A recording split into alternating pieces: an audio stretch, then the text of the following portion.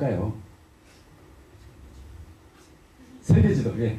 저는 고등학교 때 여기서 세대가 남으십니다. 저는 고등학교 때 사회과 부도에 이 지도가 나왔었습니다.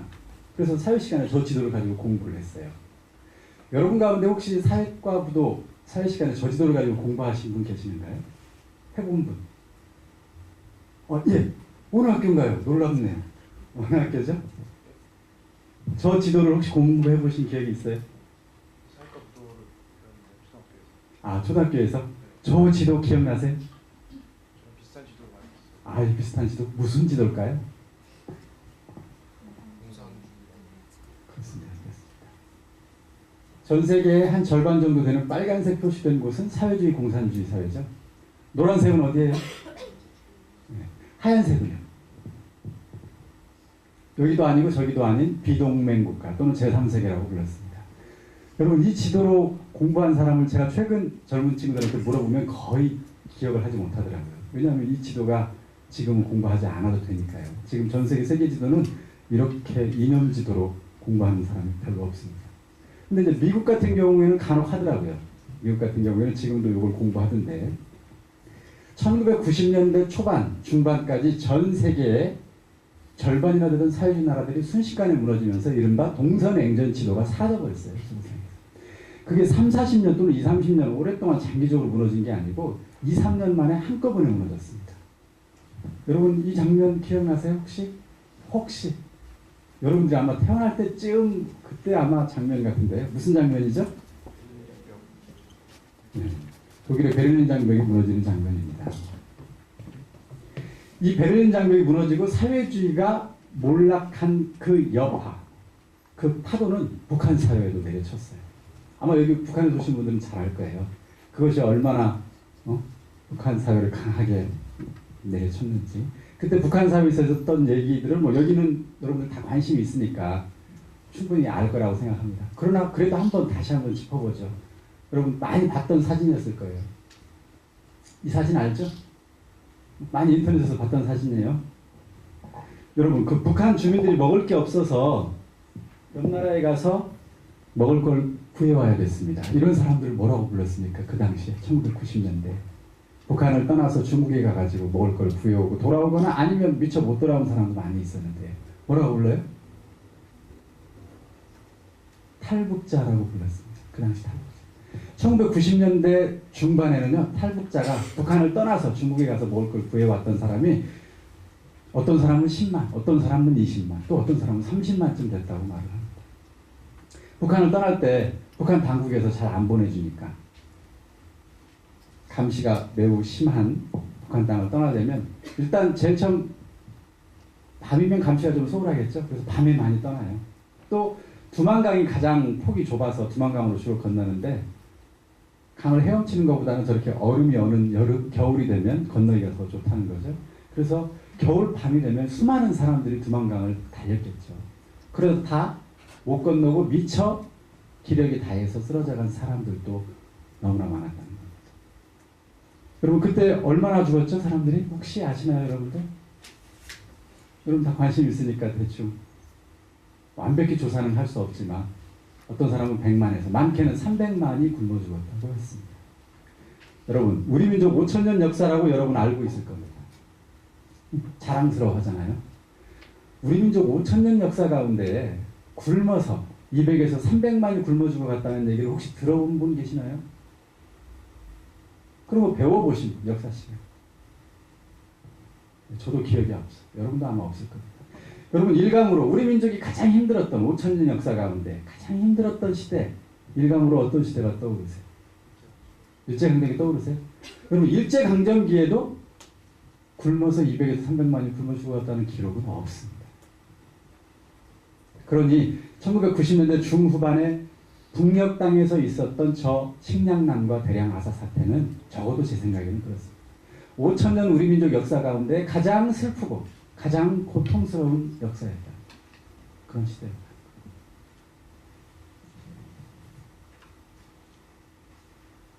이건 이제 그 당시 북한 사회에 그냥 지역의 한 조그마한 도시를 찍은 거예요. 다 불을 떼야 되죠. 여기처럼 가스를 가지고 뭐 펑펑 쏠 수는 없으니까요. 또 볼까요? 90년대 또 한 장면이에요. 많은 사람들이 식량을 구하기 위해서 기차를 타고 떠나는 장면이에요. 여러분 눈에 확 띄는 게 뭐가 있어요? 뭐가 눈에 띄어요? 아, 지붕이 눈에 띄나요?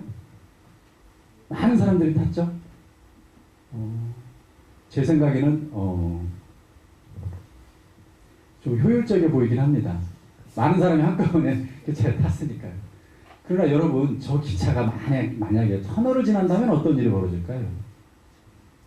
터널을 지난다. 다 그렇진 않겠지만 그 중에 몇몇은 터널을 지나고 나면 보이지 않는 사람도 있었다는 증언도 있어요.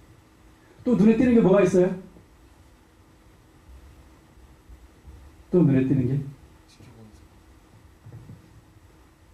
그럼 창문이 혹시 보이세요? 유리가 하나도 없죠? 물론 저 유리 없는 기차를 타고 겨울에 달리면 어떨까요? 시원하겠죠. 물론 시원하긴 합니다. 그 당시에는 저 유리를 만들어서 끼울 만큼 공장이 넉넉하게 굴러가지 못했습니다. 심한 경우에는 60에서 70%의 공장이 멈췄던 그런 시대가 있었습니다. 90년대. 협동농장에서는 여기 뭐 탈북자들 북에서 오신 분들은 더 잘할 거예요. 협동농장은 열심히 일해봐야 자기 몫이 안 되니까 사람들이 열심히 일하지도 않았고요. 어느 때가 되면 특히 90년대에는 일할 틈도 없었어요. 먹을 걸 구하러 다녀야 되니까. 근데 떼기밭이라고 그래서 산에다 이렇게 조그맣게 일군 저 땅에서 농사를 지으면 그 결과물은 좀 자기가 조금 더 많이 쓸 수 있었나 보더라고요. 그러다 보니까 떼기밭이 어디까지 올라가요? 산 거의 등성이까지 올라가요. 그리고 북한은 가스나 연료를 떼는 사회가 아니죠. 많은 시골 같은 데 가면 다 나무를 뗀다고 해요. 그러니까 나무가 별로 없습니다. 저런 산을 흔히 볼 수 있다고 합니다. 자, 문제는 산이 저렇게 되면 뭐가 문제가 될까요? 네? 그렇죠. 물을 산이 잡아줄 수 없기 때문에 매년 저렇게 홍수가 나기도 합니다. 북한은 원래 남한보다 강수량이 많은 나라는 아니에요. 더 적습니다. 그런데도 저런 것 때문에 홍수가 저희보다 조금 더 많아요. 그러다 보니까 그렇지 않아도 식량이 부족한데 매년 만성적인 식량난이 반복되고 있는 것이죠. 북한에는 물론 병원도 수준 차이가 많이 납니다. 그러나 저 멀리 시골 병원에 가면 이런 병원도 있다고 해요. 그럼 뭐가 눈에 띄어요?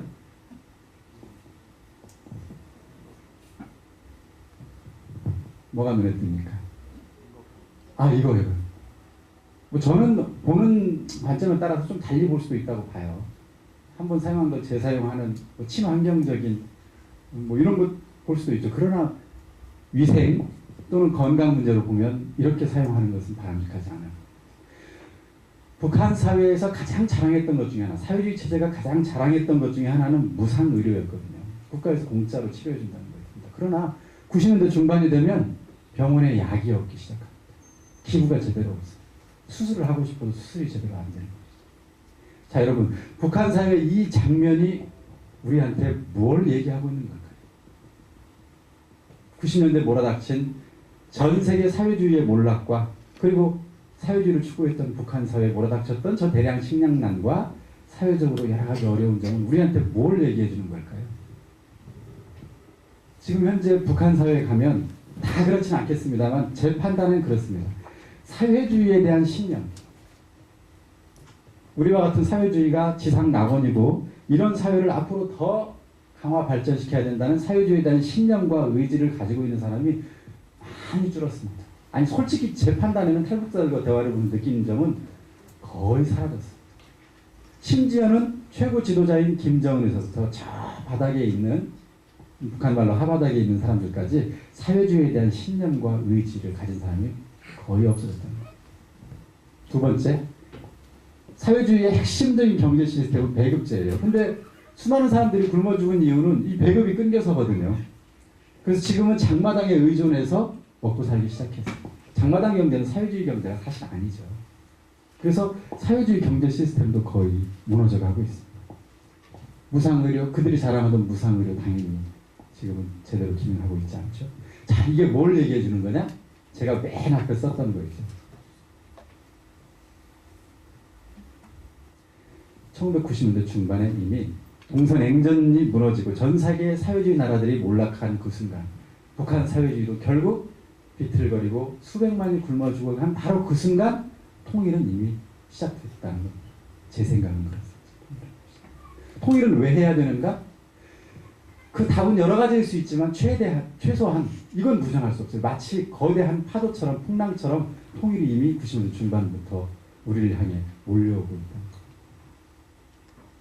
그걸 피할 수 있는지 없는지는 알 수 없지만 현재로서는 피할 길이 없어.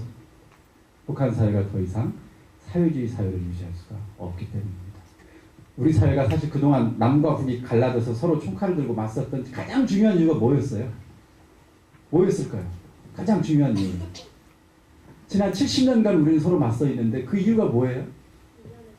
맞습니다. 바로 체제와 이념이 다르기 때문이에요. 사회주의와 자본주의를 놓고 누가 더 인간이 행복하게 만들어주는 제도냐, 어떤 이념이 더 우월한 이념이냐를 놓고 70년간 싸워왔는데 북한 사회가 어떻게 됐다는 거예요? 그렇죠. 사회주의 이념과 공산주의 체제는 결국 실패해버리고 말았다는, 바로 그 사실이 뭘 얘기하느냐? 분단 시대가 끝났다는 걸 의미하는 거죠.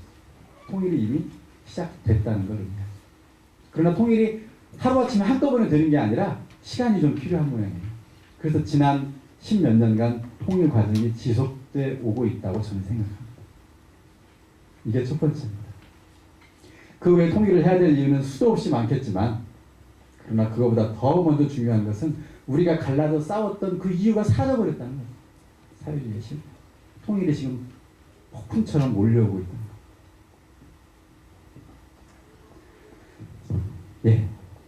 그렇게 해서 통일이 90년대 중반 이미 우리 사회는 시작됐다고 보는데, 지금 북한 사회는 어떠냐? 탈북자분들은 너무 잘 아시기 때문에 그렇습니다만, 어쨌든 그분들의 증언과 여러 가지 자료를 짤막하게 통일의 동반자인 북한의 실상을 오늘날 지금 현재 어떻게 되는지 짤막하게 보겠습니다. 일단 아까 얘기했던 것처럼 배급제 대신 장마당에서 뭐든지 갖다 팔아서 먹고 사는 그런 사회가 이미 됐어요. 이건 지방의 조그마한 시장입니다만 평양에 가면 훨씬 현대화되고 훨씬 큰 시장이 들어서기 시작했어요. 요즘에 북한에서는 저런 정도는 자전거에 실어줘야 경제활동을 할 수 있습니다. 뭔가는 모르지만 많이 이렇게 싣고 장마당을 아마 향해서 가는 그런 장면 같아요. 이게 어느 학교쯤 될까요? 이건? 우리 북에서 오신 분, 이건 어느 학교 정도 될까요? 중학교? 고등학교? 고등중학교? 초등학교? 근데 초등학교는 아니에요. 고등학교 정도, 중고등학교, 고등중학교, 중고등학교. 여러분 혹시 눈에 확 띄는 게 있나요? 네. 최근에 북한 주민들 사이에, 특히 청소년들 사이에서 인기 있는 것 중에 하나는 MP3, MP4 같은 걸로 음악을 듣는. 그 음악 중에는 K-팝도 있다고 합니다. 이건 북한 사회 변화의 아주 중요한 것 중에 하나죠. 그들이 나만의 문화, 나만의 노래 듣기 시작했다는 겁니다. 사실 통일이 시작됐다는 건 바로 그런 걸 의미하는 거 아닐까요? 완전히 다른 세상에서 서로 따로 살았는데 지금은 이미 그 둑이 빠르게 무너져 내려가고 있다는 거죠. 평양에서 지금 패스트푸드점이에요. 느낌이 어때요?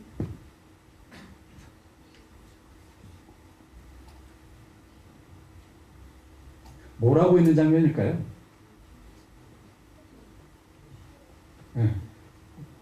핸드폰을 막 만지고 있는 그런 장면 같아요. 최근에 북한에서 보급된 휴대폰 숫자는 250만 대를 넘어섰습니다. 그거 되게 비싸거든요. 비싸죠, 그거. 휴대폰 하려면. 그런데도 굉장히 빨리 보급되고 있어요.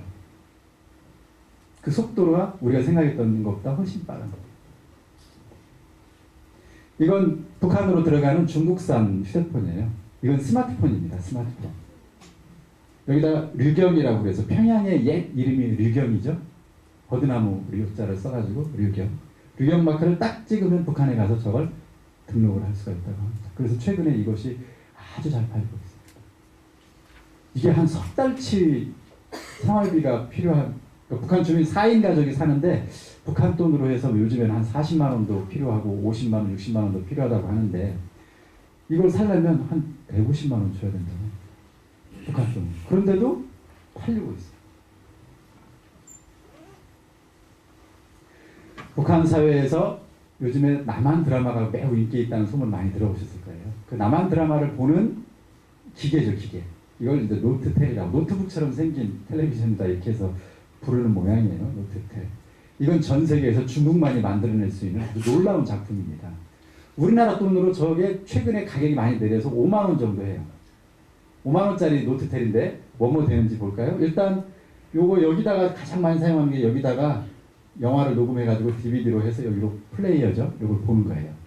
가장 많이 사용하는 거죠. 그것만 되는 게 아니고 여기 눈에 보시면 아시겠지만 게임 돼요. 게임. 여기다가 USB도 꽂을 수 있습니다. USB로도 영화 드라마 볼 수 있습니다. 그리고 여기 라디오 수신기도 사실은 장착돼 있고 TV 수신기도 장착돼 있습니다. 우리나라 돈으로 단돈 5만 원. 그 돈으로 이렇게 종합기계를 만들어낼 수 있는 나라는 중국밖에 없는데 어쨌든 중국에서 만든 저 기계가 북한을 향해서 엄청나게 들어가고 있다.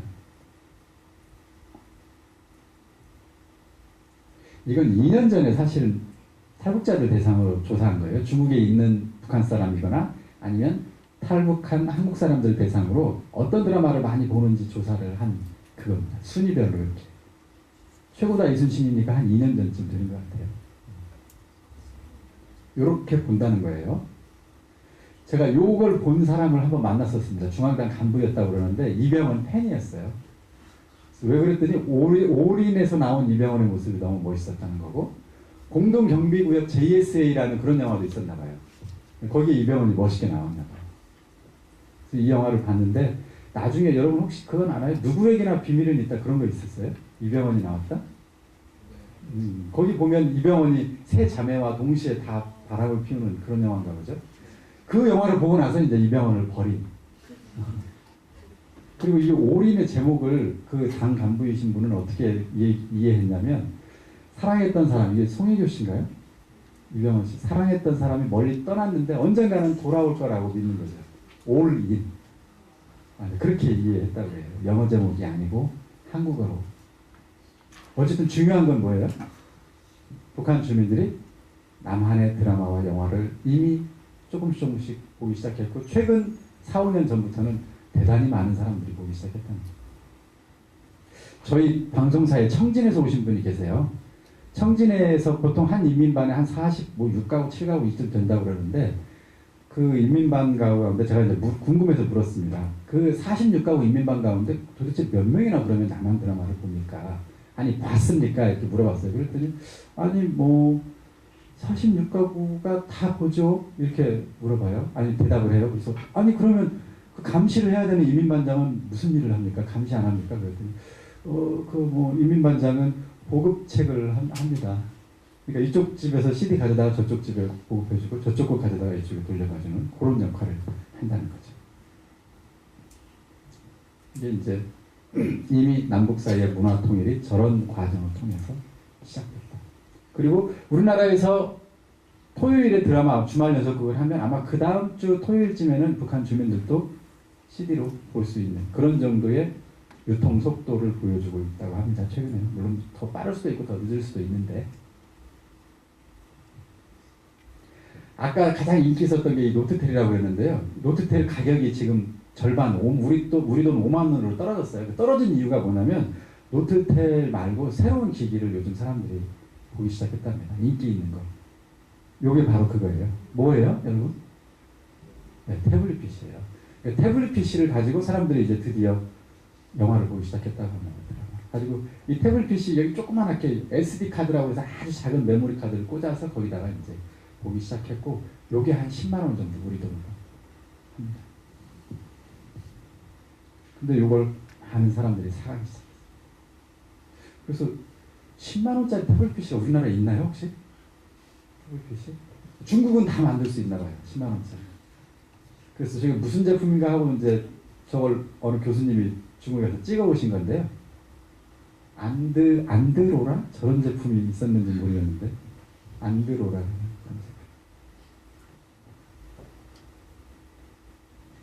자, 북한 사회는 이렇게 빠르게 변해가고 있습니다. 그리고 그 변화의 속도를 이제 막기 어려워질 만큼 변해가고 있는데 북한 당국이 하고 있는 일은 뭡니까?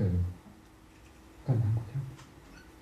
개혁 개방을 한다고 제스처는 취하는 것 같지만 이렇다 할 성과는 거의 거두지 못하고 있습니다. 그리고 핵을 만들고 있고 미사일 개발하고 있고 가끔 도발을 하고 있고, 그리고 그냥 권력자들 내에서 서로 권력 다툼하면서 사람을 죽이고 있어요. 이 북한 사회에서 하고 있는 거죠. 이른바 선군 정치입니다. 선군 정치. 그러니까 인민을 먹여 살리는 데에 모든 에너지를 쏟아야 될 판에 북한 당국이 하고 있는 것은 그런 거에 부합하지 못한다는 겁니다. 선군 정치죠? 군을 내세워주는. 여러분, 이 훈장을 왜 주는 것 같으세요? 왜 저런 훈장을 많이 저렇게 줄까요?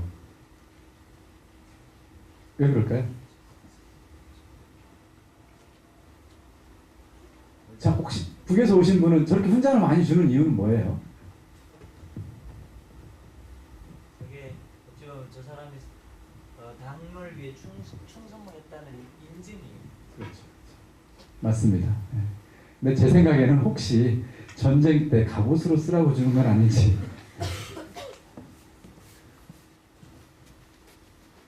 자, 두 번째 이야기는 바로 그겁니다. 이미 북한은 저희들이 생각했던 것보다 굉장히 빠른 속도로 탈사회주의화 되고 있다.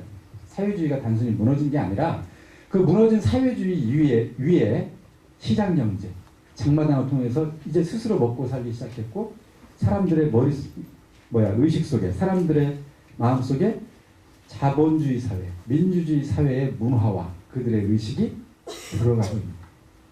변화하고 있는 겁니다. 우리는 사실 별로 특별히 노력한 건 없지만 이미 북한 사회에서 자생적으로 통일시대를 향해서 나아가는 굉장히 빠른 변화가 진행되고 있다는 것이죠. 우리는 뭘 할 거냐. 이런 시대에 우리는 뭘 할 거냐.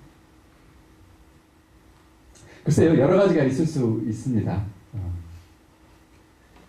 제가 이제 그 가운데 그냥 저희 통일방송은 이 통일시대에 뭔가를 해야겠다는 생각으로 만들었기 때문에 통일방송에 대해서 짤막하게 소개를 하고, 그 다음에 통일시대에 우리가 뭘 할 것인지는 질문, 대답, 토론을 가지고 한번 결론 비슷하게 얘기를 해보죠. 먼저 통일방송. 저희도 이런 1990년대 이후에 우리 사회에 이미 통일의 바람이 불어닥친 것을 저희들 나름대로는 생각을 하고, 이 통일방송이라는 걸 가지고 한번 그 통일시대를 한번 뭔가 역할을 해보자, 이렇게 해서 만든 겁니다. 저희 통일방송은 2009년에 2005년에 방송을 시작했는데요. 지금 팔라우라고 하는 이곳에서 북한을 향해서 전파를 쏘고 있습니다. 필리핀 옆에 있는 팔라우 섬에서 이렇게 쏘고 있어요. 북한에서 저희 방송을 들어본 사람이 있는지 탈북자들 통해서 한번 물어봤습니다. 근데 2010년 미국의 인터미디어가 조사한 건데요. 중국에 있는 탈북자하고 한국에 있는 탈북자를 대상으로 조사를 해봤었어요. 그랬더니 200명 조사했더니 그 가운데 5명 정도가 저희 방송을 기억하고 있더라고요. 들어본 적이 있다고 그랬습니다. 제 생각에는요. 그러나 조사 결과는 2.5%지만 제 생각에는 실제 북한 주민 가운데 일주일에 한 번 정도 꾸준히 듣는 사람의 숫자는 이거보다 훨씬 적을 것으로 저는 판단합니다. 저는 1%가 되면 많이 될 거라고 생각하고 있습니다. 1%. 저희 방송이 올해로 9년째입니다. 9년째 민간 대북 방송을 해외에서 러시아나 우즈베키스탄, 필리핀 같은 데에서 북을 향해 라디오 전파를 쏘고 있는데, 이걸 듣고 있는 사람이 한 1% 될까 말까 하지 않을까 추정이 되고 있습니다. 저희 방송의 목적은 이렇게 해서 방송을 전하면 북한 주민 가운데 누군가는 그 방송을 듣고 생각이 좀 달라지지 않을까. 인간의 권리가 뭔지, 북한 사회가 어떻게 하면 개혁개방으로 중국처럼 잘 나가서 우리도 배고픈 사회에서 벗어날 수 있는지, 그리고 통일시대가 곧 온다는데 그럼 어떻게 통일을 해야 되는 건지, 이런 얘기를 방송을 통해서 하면 북한 주민들 가운데 누군가는 북한 사회 변화의 씨앗이 되지 않을까. 이게 이제 저희 방송을 하고 있는 이유입니다. 근데 문제는 1% 가지고는 너무나 부족하다는 거예요. 역부족입니다. 북한 사회를 움직이는 그런 변화의 씨앗이 되기에는 너무나 부족한 게 아닐까. 그래서 최근 저희 방송은 통일방송이라는 이름을 내걸고 북한 주민 가운데 저희 방송을 일주일에 한 번 정도 듣는 사람의 비율을 열에 하나, 한 10% 정도까지 끌어올리는 게 이제 저희 방송의 목표입니다. 왜냐? 전 충분히 가능한 것 같아요. 불가능할까 가능할까 저희들이 고민을 해봤는데, 저희 방송은 민간 대북 방송사 가운데 저희 방송 듣는 사람은 1%가 될까 말까 하지만 북한을 향해 들어가는 모든 라디오 방송을 듣는 사람을 다 조사해봤어요. 얼마나 되느냐. 그랬더니 최소한 일주일에 한 번 이상 매일 듣는 사람을 다 포함했더니 9.8% 정도. 이것은 한국에 있는 KBS 한민족 방송, 종교 방송인 극동 방송, 미국에서 보내는 미국의 소리 방송, 자유아시아 방송, 북한말 방송 다 포함하면 열에 하나 정도는 듣고 있다는 겁니다. 물론 탈북자 조사이기 때문에 실제는 제 생각에는 5%에서 7% 정도 될 것 같습니다. 5%에서 7% 정도 북한 주민이 듣고 있는데 저희 같은 경우 남한에서 조금 더 강력하게 북한을 향해 전파를 쏘면 열에 하나 정도는 듣게 할 수 있지 않을까. 북한 주민 가운데에서도 자꾸만 해마다 늘어나니까요. 듣는 사람의 숫자가. 이게 저희 방송의 목표입니다. 한국 사회에서 라디오를 좀 더 강력하게 송출을 해서 북한 땅에서도 최소한 적게는 5%에서 많게는 10%까지 이 방송을 듣게 하는 것이 통일방송의 목표입니다. 그래서 저희 방송은 그 사람을 어떻게 만들겠다? 통일의 동반자로 만들겠다. 그 사람들과 통일을 가지고 같이 소통하겠다는 겁니다. 그리고 여러분 혹시 기억하실지 모르겠어요. 몇 년 전에 중동에서 민주화 바람이 불었던 적이 있었어요. 그때 많은 사람들이 어떤 얘기를 했었냐면 북한은 중동보다 훨씬 더 심각한데 왜 그 사회에서는 민주화 운동이 일어나지 않느냐 이렇게 물어본 사람들이 있었습니다. 그때 전문가들 가운데 이렇게 대답한 사람이 있었어요. 북한에는 시민이란 존재하지 않는다.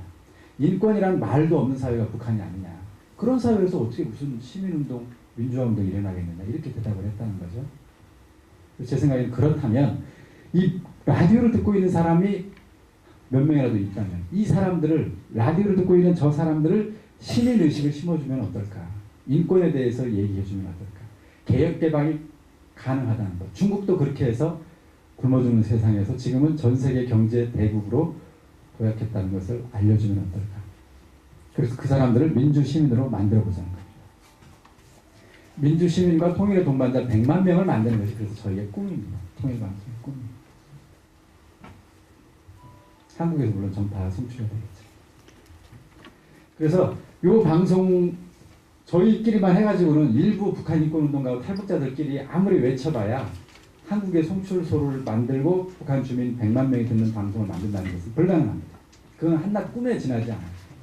그게 가능하게 하려면 그런 꿈을 같이 꾸는 사람들이 필요한 것이죠. 그것에 동의하고 그래 한국 사회에서 최소한 통일시대를 위해서 민간 통일방송의 주파수를 할당해 줘야 돼. 이렇게 생각하는 사람을 늘리는 게 필요합니다.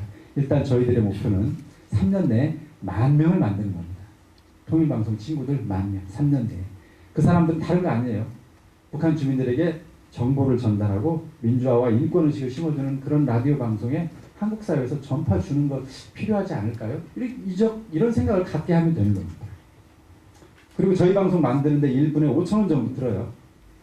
그리고 그걸 북한으로 전파를 쏘는데 또 5,000원 듭니다. 그러면 한 달에 10,000원 정도는 내가 정성을 좀 보태서 통일의 목소리를 만들어야지 하는 게 통일방송 친구들이에요.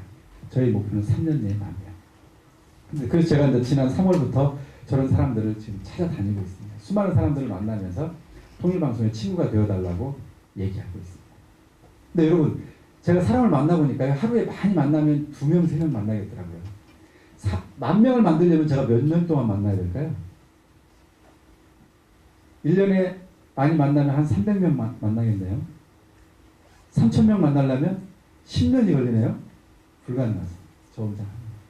그래서 이제 저와 비슷하게 그런 걸 해주실 만한 사회 저명 인사나 또는 뭐 훨씬 더 능력 있는 분들을 제가 이제 따로 만나서 통일방송 백인 클럽이라는 것을 만들었습니다. 지난 3월부터 시작해서 그래서 뭐 전직 뭐 통일부 장관이나 뭐 통일부 차관하셨던 분들 굉장히 지금 열심히 하고 있는 인권운동 하시는 분들, 사회 원로분들 그리고 유능한 기업인들 또는 목사님들, 종교인들 또는 젊은 친구들 중에서도 사회운동 또는 통일운동, 북한인권운동 하시는 분들을 만나서 통일방송 백인클럽을 해주십사 하고 호소하고 다녔습니다. 그래서 다행히 지난 7월 달에 7월 중순쯤에 통일방송 백인클럽 100명을 넘어섰습니다.